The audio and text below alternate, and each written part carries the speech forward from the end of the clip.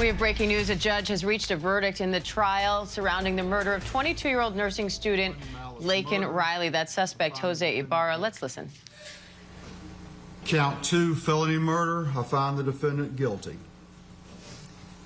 Count 3, felony murder. I find the defendant guilty. Count 4, felony murder. I find the defendant guilty.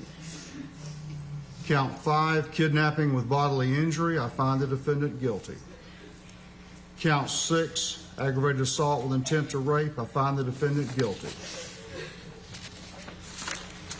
Count 7, aggravated battery. I find the defendant guilty. Count 8, obstructing or hindering a 911 call. I find the defendant guilty. Count 9, tampering with evidence. I find the defendant guilty. Count 10, peeping Tom. I find the defendant guilty. I certainly will allow both sides to look at this if you want to do it.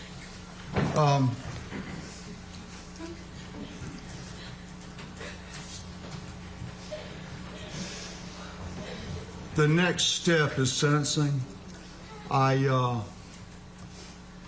I'm prepared to go forward with that now, or if either side suggests that you need a few minutes, an hour break or something to do that, then I'll certainly do that as well. Consider that. We have one moment. Sure.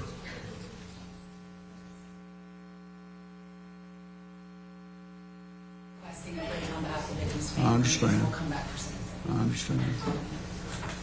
We will recess till 12:30. Recess till 12:30. Will that work? Yes, sir. Yes, sir. Okay. Thank you. We've just watched a judge in Athens, Georgia, convict Jose Ibarra on all 10 counts in the murder of Georgia nursing student Laken Riley. That includes murder charges. For more, I want to bring in ABC's Ike Ajachi and our legal contributor, Brian Buckmeyer. Brian, we heard the judge just go through there very quickly. Guilty, guilty, guilty, guilty, guilty. Yeah, not much of a surprise there, especially when you look at the evidence that the prosecution put forward in terms of forensic evidence, circumstantial evidence, digital forensic evidence, the cell phone, the fingerprint, the DNA under the victim's fingernails. This wasn't a verdict that the judge felt he needed a lot of time to consider, and I think he felt very safe in the sense that if there is an appeal, and there probably will be, that he won't be overruled for anything that he had done in the decision or in the way he handled his case. Brian, it's interesting to hear the 3 felony murder counts in addition to the top malice murder count, because felony murder is usually when someone dies in the process of you committing a different felony. So why see the 3 felony murder counts if he's guilty on that top count?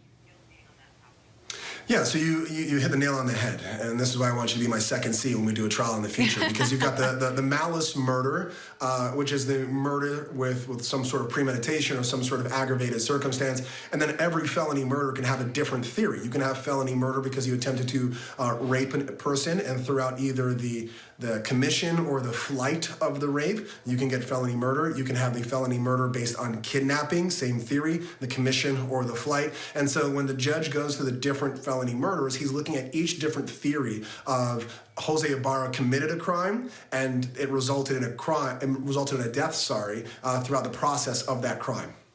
So, Brian, what happens now? This is a quick verdict from the judge here. What can we look to for sentencing?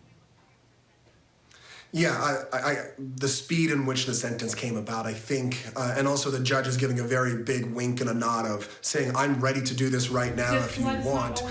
It's pretty much a foregone conclusion that I think Jose Ibarra is going to get the maximum penalty of life without the possibility of parole, what the prosecution was seeking in this case. I would imagine the defense is looking for an hour to speak with their client, because now they have to talk about the negative consequences, whether they be incarceration or immigration consequences that are going to flow from this case. And they want that opportunity opportunity to speak with their client now, and of course there may be some sort of language barrier with the need of an interpreter. I think we've seen Jose Ibarra with headphones on, and that's that purpose there. And so they just want to have the conversation of what's next. But ultimately, I think we're going to see a life without the possibility of parole sentence here.